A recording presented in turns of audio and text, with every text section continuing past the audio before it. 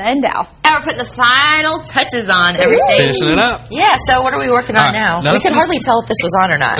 This was the sauce that we made. Now, that was the pan that we sauteed the chicken in before we put it in the oven. And all I did was add some mushrooms, a little bit of flour.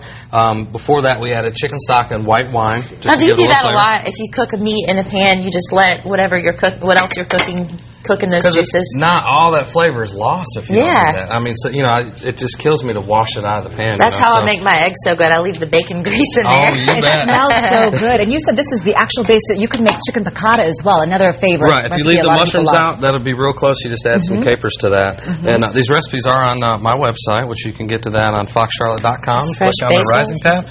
So what I did when you weren't looking, though, is I put one little pat of butter in there. So this is technically a butter sauce. And I just stirred in some fresh basil. So we're going to let that just kind of warm through. Now, anytime you're adding fresh herbs, you want to add it right at the end. Now I'm going to grab our green beans. These are the green beans that we... Yeah, smell-o-vision. That's what you always say when you're in here in the kitchen. These are the green beans that have the pepitas, which are just pumpkin seeds, and a little bit of coriander that we braise. Thanksgiving. Yeah, man. That actually would be a great dish for Thanksgiving. Yeah. And that's probably. How many minutes did this take you? We did it for about 10 minutes on the stove, and then in the oven about 15 or 20 minutes. And if you want to, add a little bit more lemon to it at the end, you can do that, or some Parmesan. So now that our sauce is done, we're going to pull the chicken out. Which the chicken we sauteed. We topped it with prosciutto, which is just a salt air-cured ham. And then some Fontina cheese, and we got the cheese all nice and brown and gooey. Now, the inspiration for the dish today came from one of our viewers. She went to Carrabba's and had Pollo Rosa Maria chicken and said it was absolutely amazing, one of her and her husband's favorite dishes, and wanted to make it for him for his birthday. So hopefully he's at work and isn't realizing that this is going to be his birthday dinner. This will be the best homemade meal ever. Well, and I'll tell you, it's real simple. Now, the way they do it at Carrabba's, I used to work at Carrabba's. I'm not stealing your recipe. I promise I'm not giving it out. This is my own deal. You can go to my website and check it out.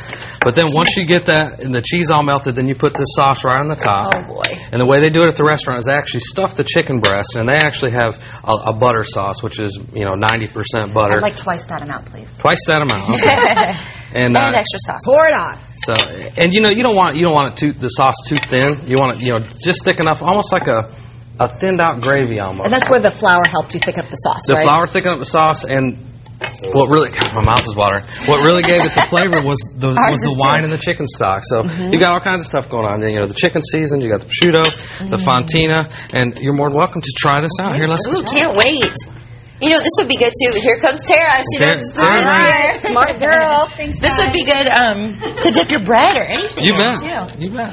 Oh, well, Tara's got that. So she's got a platter. And the last thing we did, because you got to have a little starch, we did some bulgur wheat, which is a cracked wheat, and it's just lemon juice, olive oil, some chicken stock, and some parsley, and we're going to put that on there. And actually, what you want to do is just give it a little bit more flavor. This is olive oil and bulgur wheat. And there you go. That's so, you know what? You're the health nut. You try that. You always say that. I try to be, but... And Tara, we got to get you some green beans or something. No green beans. No green beans? Okay, I'll take her green beans. I'll be taking some of that. Here. Yeah, give me some of that. Go. We love you, Chef Troy. You're so amazing. Hey, thanks for having me back. We'll see you guys next week. Yeah, make sure you join us tomorrow at 5 a.m. Bye. Have a good day.